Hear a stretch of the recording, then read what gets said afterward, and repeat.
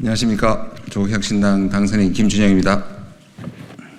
외교 방향을 바꾸라 했더니 국격을 낮춰버린 윤석열 정부.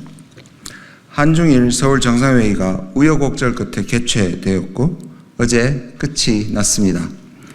지난 2년간 윤석열 정부의 미일 일변도의 진영 편향과 이념 외교로 인해 중국, 러시아, 북한 등 주변 국가와의 관계가 악화되고 국익 훼손이 반복되는 상황에서 일단 진영을 넘는 외교 이벤트를 했다는 것은 만시지탄이나 다행하다고 평가할 수 있습니다.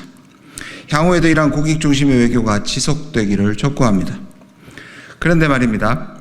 혹시나 했던 윤석열 정부의 외교는 아니나 다를까 역시나였습니다. 외교 방향을 바꾸라 했더니 대한민국의 국격을 낮춰버렸습니다. 외교의 주체에서 구경꾼으로 말입니다. 개최국은 한국이었습니다. 무대는 서울이었습니다. 그런데 주연은 중국과 일본이었고 대한민국은 구경꾼에 불과했습니다. 중일 양국 정상은 서울에 도착하자마자 국익을 거침없이 얘기했습니다.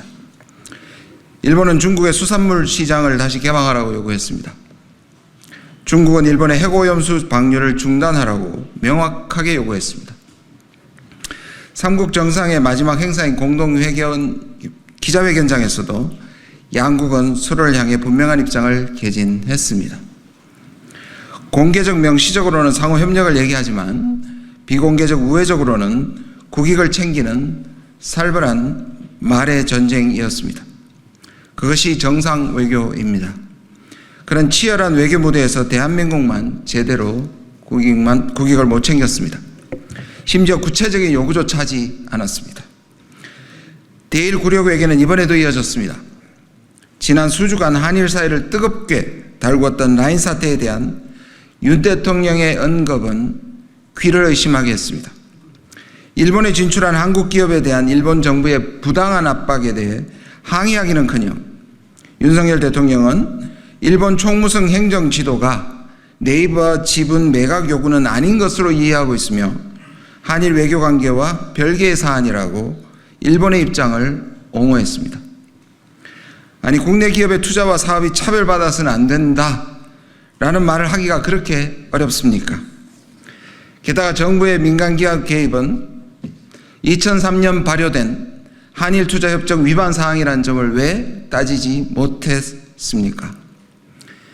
미래 성장 동력이 될 핵심 기술을 가진 국내 기업이 일본에 넘어갈 위기가 어떻게 외교 관계와 별개 사안이 될 수 있습니까? 혹시라도 이미 한국 기업의 팔을 비틀어 일본에 넘기기로 하고 국내 여론이 잠잠해지기를 기다리기로 한 것은 아닌지 의문이 강하게 듭니다. 중국에 대해서도 마찬가지였습니다. 한국은 지난 2년간 중국에 대해 강경 일변도로 나갔습니다. 한중 관계는 아쿠아일로였습니다. 중국은 대만 문제에 대한 한국의 명확한 입장을 꾸준히 요구해왔고 이번 삼국 정상회담의 참가와 연동시켰습니다. 미국도 중국에 대해 견제할 때는 무력에 의한 현상 변경 반대라는, 즉 중국이 대만의 무력을 사용하지 말라고 경고합니다. 하지만 중국과 협력을 원할 때는 하나의 중국 정책 또는 대만의 독립을 지지하지 않는다는 입장을 명확하게 밝힙니다. 이른바 투트랙을 활용합니다. 그러나 윤석열 정부는 지금까지 오로지 전자만 반복하면서 중국을 자극해왔습니다. 더욱이 하나의 중국 원칙이 한중 수교의 전제 조건임에도 하지 않았습니다. 이렇게 미루다 이번 삼국 정상회담을 앞두고 중국의 압박에 굴복한 것입니까? 그래서 결국 중국 측 발표에는 넣고 한국 측 발표에는 삭제하는 꼼수로 타협했습니까? 이 부분은 정부가 반드시 해명해야 합니다. 처음부터 돌이켜보면 대한민국이 삼국 정상회의의 개최국이자 의장국이라는 것이 무색한 행보를 보여왔습니다.